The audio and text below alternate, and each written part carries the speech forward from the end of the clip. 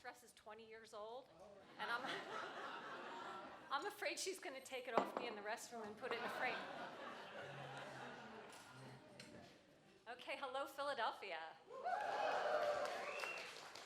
Philadelphians have a lot of things to be proud of. You know, we're the birthplace of the nation. Declaration of Independence, the Constitution were written here in this city, and we're proud of that. But we're proud of other things, too. We're proud to run to the top of the Art Museum steps and stand there like Rocky Balboa, right? And you know, while we have our hands up in the air, we're proud of that mummer's strut. We're the proudest fans in the country for all of our sports teams.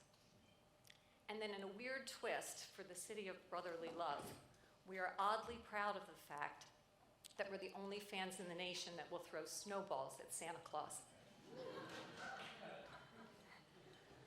But the thing we're most proud of, in a country where some people choke down Hostess Twinkies and Drake's Devil Dogs, we say, move over, little Debbie, because nobody, but nobody, bakes a cake as tasty as a Tastykake.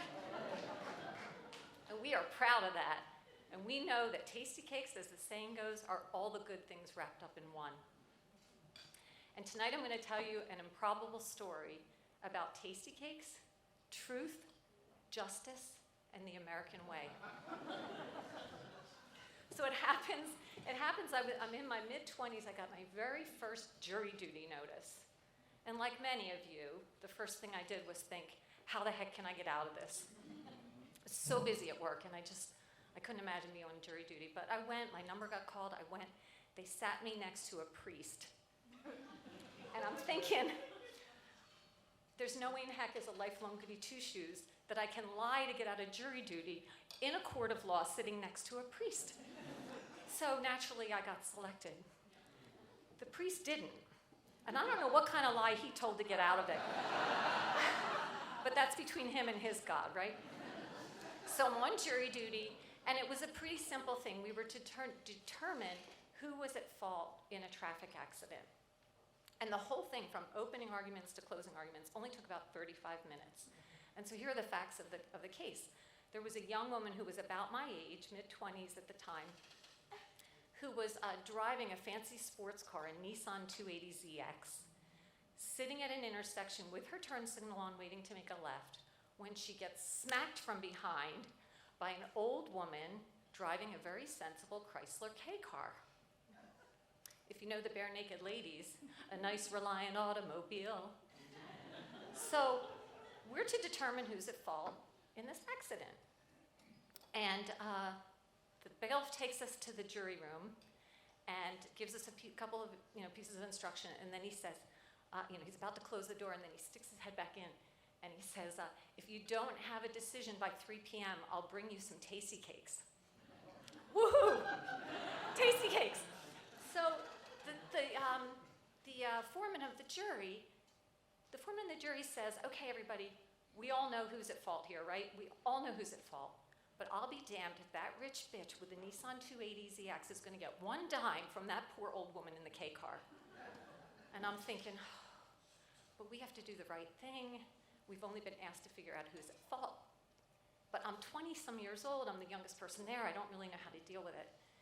And so we talk about it. She said, we have to talk about it at least until 3 o'clock so we can get our Tastykakes. So this is what we did. So then at 3 o'clock, the bailiff comes, he delivers the Tastykakes, and I figure, okay, we'll eat our snacks, and then we'll vote, and then we'll go home, and then tomorrow I can get back to my life.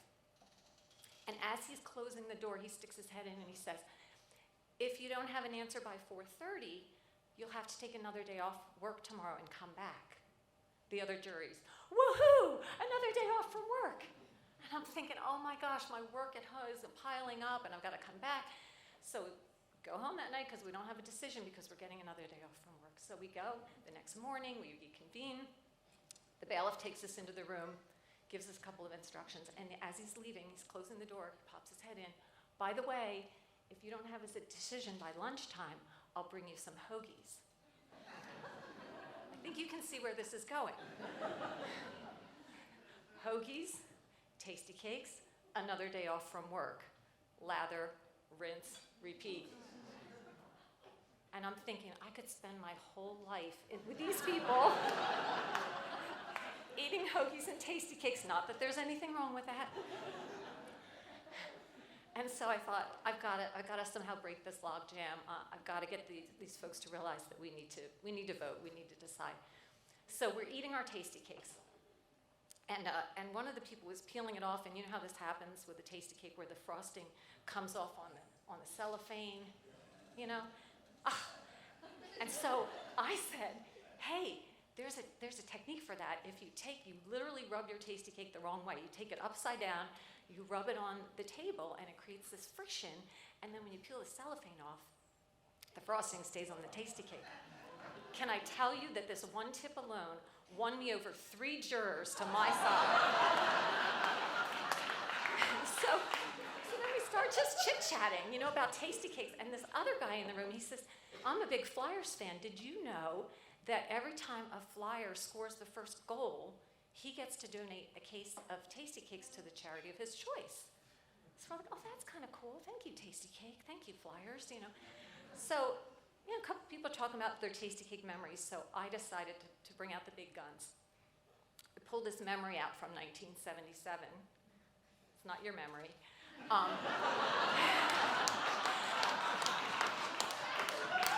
It was, I am not his mother, it was the great Tastykake scandal of August 1977.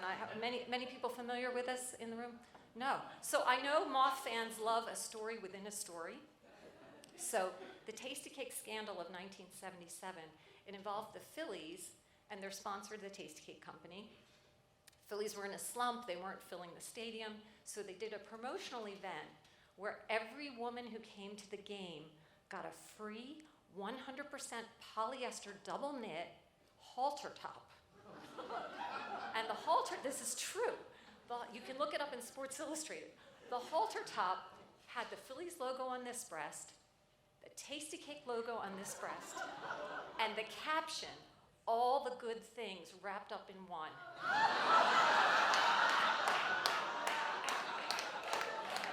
Yes.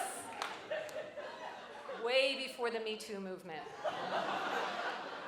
So, in my household, my mother put a moratorium on Tastykakes because we were feminists and we were having none of that.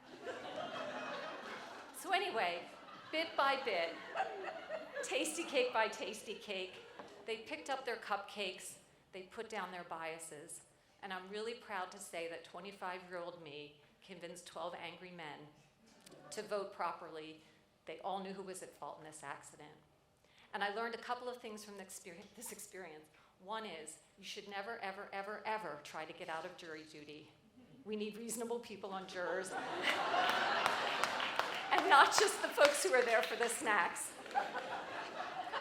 And secondly, I learned that our Constitution, written here in the great Philadelphia, our Constitution that guarantees you to many rights, including the right to a fair trial by a jury of your peers, is like the Tastykake itself. All the good things wrapped up in one. And that's something Philadelphians can be proud of.